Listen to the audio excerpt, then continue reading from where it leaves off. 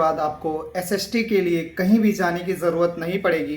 Class 10th का ये सबसे मोस्ट इम्पॉर्टेंट वीडियो होने वाला है। मैं इस सीरीज़ को स्टार्ट कर रहा हूँ। जो सबसे ज़्यादा आया हुआ क्वेश्चन है, हम 100 आउट ऑफ 100 कैसे ला सकते हैं, उस पर बस फोकस करिए। चैप्टर एक्सप्लेनेशन एक अलग चीज़ होता है और आपका मार्क्स लाना 100 में 100 वो अलग होता है। आपको आईएएस नहीं बनना है, यूपीएससी नहीं निकालना है, सिर्फ क्लास 10th बोर्ड के लिए प्रॉपर जितना क्वेश्चन पढ़ना है सिर्फ उतना पढ़ाई करिए। 100 आउट ऑफ 100 100% आएगा आपका। हम स्टार्ट करते हैं। इस सीरीज में एक क्वेश्चन लिया हूं, चैप्टर 2 से हम स्टार्ट कर रहे हैं। ठीक है, नेशनलिज्म इन इंडिया हमारा 2nd चैप्टर का नाम है। इसमें देखते हैं क्वेश्चन क्या पूछा है और कितने टाइम पूछा है। देखिए, रिलेशनशिप पूछा है बिटवीन खिलाफत movement and non cooperation movement. इसमें क्या पूछा है, रिलेशन क्या था खिलाफत मूवमेंट और नॉन कोऑपरेशन मूवमेंट, और कौन कौन से कितने मार्क्स के कब कब आए हैं। यहां पे देखिए 3 मार्क्स के लिए इतने साल के लिए आया है। 3 मार्क्स का 2011, 2015, 2019, और 5 मार्क्स में यही क्वेश्चन आया है 2012, 2016, 2008, 2020। ठीक है, ये मोस्ट इंपॉर्टेंट डेटाज मैंने निकाल के लाए हैं। जरूरी नहीं है कि आपका 2020 तक आया है और फिर इसके बाद ये नहीं आया, इस साल भी ये रिपीट हो सकता है। मेरे लिए बहुत इंपॉर्टेंट क्वेश्चन लगा तो मैं ये लेके आया हूं, और इसमें कुछ ज्यादा लिखना भी नहीं है। हमारे पास एक जब कॉपी चेक करता है टीचर सोशल साइंस का, तो हम एक की पॉइंट की हमको एक की आंसर मिलता है, वहां पे क्या क्या मेंशन रहते हैं उसके हिसाब से मैं ये नोट्स बना रहा हूं, ताकि बच्चा प्रॉपर अगर इसी चीजों को लिखता है तो उसको पूरे में पूरे मार्क्स मिलेंगे। अगर 3 मार्क्स का आता है तो कैसे लिखोगे, और 5 मार्क्स का आता है तो कैसे लिखोगे। बस थोड़े से कम्युनिकेशन स्किल के साथ आप इस आंसर को थोड़ा सा बड़ा कर लीजिएगा, बट मेन पॉइंट्स यही रहेगा। आइए स्टार्ट करते हैं आंसर के साथ। सबसे पहला आंसर आप देखोगे तो गांधी जी जो सपोर्ट किए थे खिलाफत मूवमेंट को 1919 में, ये चाहते थे हिंदू और मुस्लिम एक साथ आए। सबसे बड़ा मुद्दा क्या था, पहला मुद्दा क्या है कि वो चाहते थे हिंदू और मुस्लिम दोनों एक साथ आए इस मूवमेंट में। ठीक है, पहला पॉइंट हमारा हो गया। 1919 आपको ईयर यूज करना है, बहुत फर्क पड़ता है चेकिंग के टाइम में आप ईयर यूज करते हो तो।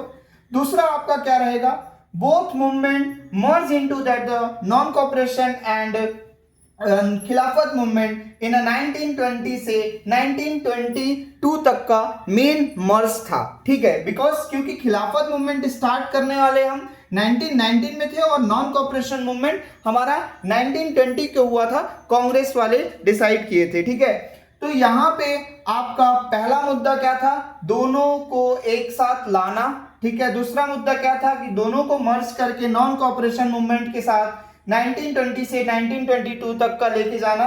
ठीक है, और एम क्या था कि दोनों अगर एक साथ ब्रिटिश गवर्नमेंट को अपोज करेंगे तो ज्यादा यूनाइट होगा और ज्यादा मास हमारे पास आएगा, ज्यादा नंबर ऑफ पीपल्स अगर एक मुद्दे पे किसी भी मुद्दे पे बात करते हैं तो उस पे बहुत ज्यादा इफेक्ट होता है। ये गांधी जी का और बाकी नॉन कोऑपरेशन मूवमेंट का ये मेन मुद्दा था, और इसको ज्यादा से ज्यादा स्ट्रांग बनाना, ज्यादा से ज्यादा मास यूनाइटेड करना।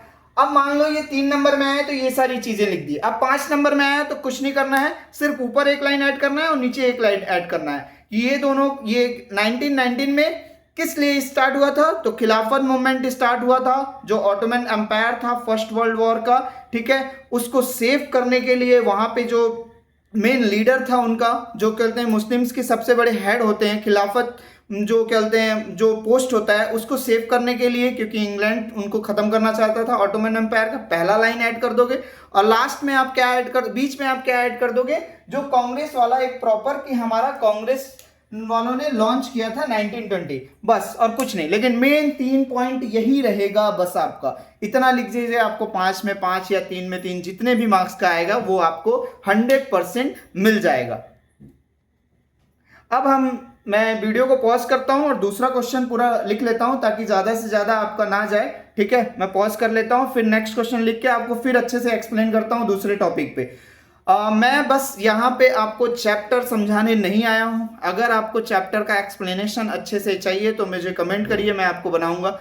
बट मैं ये इस वीडियो में ये फोकस कर रहा हूं, इस सीरीज को अगर आप पूरा फॉलो करते हो तो 100 में 100 आपका कहीं नहीं जाएगा, और यहीं से एमसीक्यू भी आएगा। ये आपका पूछ सकता है 1919 में क्या हुआ था, 1920 में क्या हुआ था, ये सारी चीजें इस चैप्टर की मैप के साथ कितने बार मैप का कौन सा क्वेश्चन कितने साल आया, हर एक चीज बताऊंगा। इस पूरे सीरीज को आप फॉलो करते रहिएगा। सीरीज का मैं यहाँ पे नाम रखा हूं 100 SST। ठीक है, थैंक यू सो मच। अब नेक्स्ट मैं पॉज करके दूसरा क्वेश्चन लिखता हूँ, फिर उसके बाद फिर पढ़ाता हूँ उसको। तो इस क्वेश्चन के बाद मैंने एनालिसिस किया कि 2020 से लेके 2024 तक किस टॉपिक से सबसे ज़्यादा क्वेश्चन पूछे गए हैं। तो जब मैंने पेपर्स के पिछले ईयर के पूरे पेपर्स लेके मैंने रिसर्च किया, तो उसमें मैंने पाया कि आपके जो टॉपिक्स हैं, जैसे कि देखिए यहाँ पे चौरी चौरा मूवमेंट और विड्रॉल ऑफ मूवमेंट्स। ठीक है, जैसे कि चौरी चौरा मूवमेंट क्यों विड्रॉल, मतलब यहाँ पे नॉन कॉपरेशन मूवमेंट को क्यों विड्रॉल किया गया, चौरी चौरा मूवमेंट, सबका आंसर एक ही बनता है। ठीक है, बस उसको लिखने का तरीका सीबीएसई ने चेंज कर दिया। 2020 में अलग तरीके से लिख के दिया, आंसर सेम था। 2021 में डायरेक्ट फिर से आया था, सेम टू सेम। ठीक है, बस क्वेश्चन का पैटर्न चेंज किया था, आंसर सेम था 5 मार्क्स में। उसके बाद impact of the first world war, अब इसको पूरा निगलेक्ट कर दिया और बाकी सबको पूरा निगलेक्ट कर दिया। 2022 में 2023 में अलग अलग तरीके से क्वेश्चंस को फिर से बस चेंज कर करके पूछा था। ठीक है, सबके आंसर बताऊंगा कैसे लिखने हैं, डोंट वरी। और क्वेश्चन क्या आया था ये भी आपको दिखाता हूं अभी मैं, बस आपको मैं टॉपिक्स को अच्छे से एक्सप्लेन कर रहा हूं, देखते जाइए, समझते जाइए। फिर उसके बाद सॉल्ट मार्च को पूछा था। सॉल्ट मार्च में सिविल डिसोबीडिएंट मूवमेंट भी डाल दो या लिमिटेशंस डाल दो। सिविल डिसोबीडिएंट मूवमेंट क्या है, सब ये सॉल्ट मार्च से ही रिलेटेड है। ठीक है, क्योंकि सिविल डिसोबीडिएंट मूवमेंट को ही सॉल्ट मार्च में कंसिडर करेंगे। ये 2023 में पूछा था, ये दोनों और में आए थे। ठीक है, impact of first world war और ये आपका दोनों और में आ गया था। फिर उसके बाद इस ईयर थोड़ी सी 2024 में ये और का क्वेश्चन अलग था, लेकिन एक क्वेश्चन बहुत ज्यादा सरप्राइजिंग था। ये मैं 3 और 5 दोनों को मिला के बता रहा हूं। ठीक है, सरप्राइजिंग ये था, कल्चर से रिलेटेड और नेशनलिज्म कैसे इंडिया में क्या क्या आया, भारत माता का फोटो किसने बनाया, ठीक है, कौन से सॉन्ग, वंदे मातरम किसने लिखा, ये सारी चीजों पे एक क्वेश्चन आया था 2024 में। ठीक है, तो अब हम देख रहे हैं सीरीज को कि अगर इतना टॉपिक, अगर ये 3 टॉपिक अच्छे से, हम 3 या 4 टॉपिक अच्छे से पढ़ लें और मेन पॉइंट्स निकाल के रख लें। जैसे कि अगर मैं क्वेश्चन अचानक से सीबीएसई का बनाता हूं, अब देखते हैं कि मेरे दिमाग में जैसे क्वेश्चन आ रहा है कि इकोनॉमिकल इंपैक्ट क्या हुआ था नॉन कोऑपरेशन मूवमेंट में। अब इसमें ये लाइन के 5 मार्क्स में या 3 मार्क्स में मैंने ये क्वेश्चन दे दिया। अब इसमें आप कैसे यूटिलाइज करोगे, इसी आंसर में मैं वो चीज लिख पाऊंगा। बस आपको याद रहना चाहिए, एक लाइन अगर आपको बेटा अच्छे से याद है तो आप उससे 5 नंबर लिख सकते हो, इतना फर्क पड़ता है। और पेपर जब चेक होता है, सीरियसली मैं आपको ज्यादा डिस्क्लोज करके नहीं बता सकता, लेकिन मैं इतना जानता हूं कि पेपर कैसे चेक होता है। ठीक है, क्लास 10th का, तो सोशल साइंस का पेपर या किसी भी सब्जेक्ट का पेपर जब चेक होता है तो हम मतलब चेकिंग के टाइम में सिर्फ की पॉइंट्स देखा जाता है बच्चों का। ज्यादा सोशल साइंस में स्पेलिंग का कोई मार्क्स नहीं कटता है, किसी भी चीज का मार्क्स नहीं कटता है, सिर्फ हम देखते हैं की पॉइंट्स, ईयर, इसको बच्चों को कितना नॉलेज है। हाँ, ये मैं बोल सकता हूं कि आपको 4 मिलेगा, बेटर आंसर के लिए आपको 5 कंफर्म मिलेगा। लेकिन आपका अगर थोड़ा भी टचिंग पॉइंट है तो 3.5 से ऊपर ही जाना है, आपका कम नहीं आएगा। ठीक है, इसलिए अगर हम एक टॉपिक वाइज आंसर याद करते हुए चलें, वो ज्यादा इजी होगा एज कंपेयर टू 50 तो हर एक टॉपिक का अलग अलग क्वेश्चन को याद करते हुए चलें। अब मैं सिखाता हूं आपको कैसे इसी क्वेश्चंस को अगर मैं अभी लिखवाऊंगा आपसे, और इसी को कैसे आप 5 से 6 टाइप के डिफरेंट क्वेश्चंस में कैसे सेम आंसर लिख सकते हो, इस चीज को हम देखते हैं अभी। तो मैंने अब इंपॉर्टेंट पॉइंट्स लिख लिए हैं, देखते हैं सबसे इंपॉर्टेंट क्या है। पहला वाला टॉपिक जो मैं लेके आया हूं, चौरी चौरा मूवमेंट इंसिडेंट पूछता है, withdrawal of non cooperation movement पूछता है, इकोनॉमी के बारे में पूछता है। क्या इकोनॉमी, यहाँ 2 टाइप की इकोनॉमी के बारे में पूछता है, फर्स्ट वर्ल्ड वॉर इकोनॉमी, उसको मैं अभी आगे बताऊंगा, और एक पूछता है नॉन कोऑपरेशन का इकोनॉमी में इंडिया में क्या इफेक्ट हुआ। ये भी क्वेश्चन आ चुके हैं 3 मार्क्स में, 5 मार्क्स में। और क्या अलूरी सीतारमन के बारे में बहुत सारे बार क्वेश्चन आए हैं। तो इन टॉपिक्स को हम वेरी शॉर्ट पॉइंट्स में आप नोट्स बनाते जाओ। इसमें हो सकता है आपको बेस्ट स्मार्ट बोर्ड और ये सारी चीज़ें नहीं मिल रही होंगी, लेकिन क्वांटिटी आपको मतलब एक बहुत अच्छा क्वालिटी की प्रोडक्ट आपको मैं आपको दे रहा हूँ यहाँ पे, जो आप वेरी शॉर्ट आंसर्स में आपको कितना हेल्प कर सकता है एग्जाम में। आप बिलीव करिएगा, जब एग्जाम देने जाएंगे तब आपको समझ में आएगा, जब इस नोट्स को आप अच्छे से पढ़ के जाओगे। ठीक है, तो चलो आ जाते हैं मैंने ऐसा आंसर बनाया है जो चौरी चौरा मूवमेंट पूछे या इंसिडेंट पूछे या फिर withdrawal of non cooperation movement पूछे, ये दोनों का आंसर, ये 3 पॉइंट आपको की पॉइंट्स उसमें डालना है, बाकी अपने से थोड़ा सा एक्सप्लेनेशन को देखना है, ठीक है, थोड़ा सा कम्युनिकेशन स्किल को यूज कर लेना है, लेकिन टीचर सिर्फ यही 3 पॉइंट देखता है मेन। अब विड्रॉल क्यों हुआ, तो चौरी चौरा मूवमेंट के कारण ही विड्रॉल हुआ। तो आइए देखते हैं उसमें मैंने क्या दिया है। Protest in a Chauri Chaura movement, ये सीसी का मतलब चौरी चौरा कर लेना। Protest in a Chauri Chaura movement Uttar Pradesh turn in the violence, किसमें बदल गया, वो वायलेंस में बदल गया था। पुलिस स्टेशन को जला दिया गया था जिसके कारण यहाँ पे 22 पुलिसमैन की डेथ हो गई थी। इसको थोड़े बड़े अक्षर में लिखने आना चाहिए फेंक फेंक के, लेकिन की पॉइंट्स हमको अंडरलाइन कर देना है। और सबसे अच्छा आपको बता रहा हूं, अगर आप एग्जाम दोगे तो पेंसिल लेके जाना, उसके नीचे की पॉइंट्स जितने जितने ये मैं बता रहा हूं उसके नीचे बस पेंसिल से मार्क कर देना। टीचर बाकी आपका आंसर भी नहीं पड़ेगा, सिर्फ वो की पॉइंट देख के आपको 5 मार्क्स, ठीक है, उस पर हमको फोकस करना है। नंबर से मतलब रखना है 10th में, ठीक है। नॉलेज तो हम ले लेंगे, गर्मी छुट्टी काफी मिलता है 11th और 10th के बीच में, ठीक है। तो सेकंड पॉइंट क्या है, burn police station, killed 22 policeman, ठीक है। गांधी जी का मोटिव क्या था, वो एनी टाइम सत्याग्रह में बैठे रहते थे। I respect to her ideology, ठीक है, सॉरी हिज आइडियोलॉजी। और आई कैन अंडरस्टैंड दैट कि नॉन वायलेंस होना पीपल सही है। आपने मुन्ना भाई 2 तो देखा ही होगा। तीसरा समझ में नहीं आता है क्या करना है। तो पहला गाल में मार खा लिए, दूसरा में खा लिए, तीसरा क्या करना है आपको पता ही है, इंडियन है हम लोग।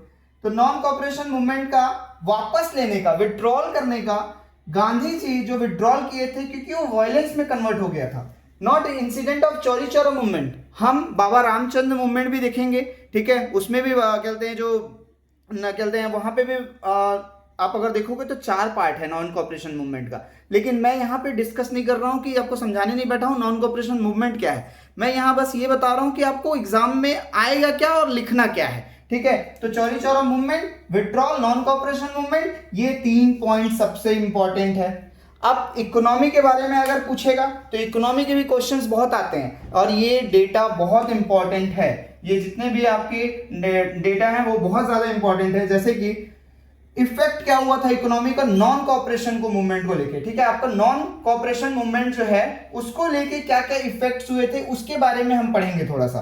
तो इसमें क्या हुआ था, पहला पॉइंट क्या आएगा, यहाँ पे क्लॉथ जो था मतलब इंडिया वाले क्या किए थे, क्लॉथ का बहुत ज्यादा फॉरेन क्लॉथ को लोग पहनना बंद कर दिए, जिसके कारण सडन ड्रॉप हुआ था। और उस समय का सबसे हाईएस्ट अमाउंट जो उस समय मतलब 1 रुपए में पूरा 1 बोरा चावल आ जाता था, मेरे ग्रैंडफादर बताते थे 1920 में, ठीक है। 1 रुपए बहुत ज्यादा बोल रहा हूँ मैं, 10 पैसे में आ जाता होगा।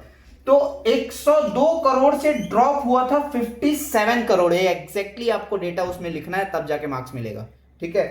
तो क्लॉथ जो था फॉरेन वाला वो ड्रॉप हुआ था कितना, 102 करोड़ से लेके 57 करोड़।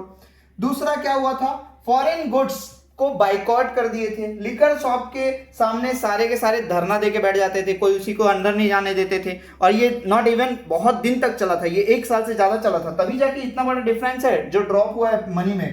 ट्रेड जो था, ट्रेड और मर्चेंट जो हमारे थे इंडियन और बाकी लोग, वो लोग रिफ्यूज कर रहे थे फॉरेन गुड्स को लेने से, क्योंकि कोई खरीद ही नहीं रहा था तो बेचेगा कौन। तो रिफ्यूज टू सेल, उनको बेचना ही नहीं है, ठीक है, क्योंकि कोई खरीदेगा तो रखना ही क्यों है। और इसके कारण क्या हुआ था, इंडियन क्लॉथ और हमारे जो हाथ से बनाने वाले कपड़े हैं वो बहुत तेजी से मतलब वो बहुत ज्यादा तेजी से बढ़े थे, ठीक है। तो ये हम बोल सकते हैं ये हमारा इकोनॉमी वाइज हो गया। ये नॉन कोऑपरेशन मूवमेंट हमारा क्यों विड्रॉल किया गया था वो हो गया। चौरी चौरा मूवमेंट, चौरी चौरा इंसिडेंट भी हमको समझ में आ गया। अब सोचो ये छोटे से पॉइंट से आप कितना ज्यादा डीपली अच्छा नोट्स बना सकते हो।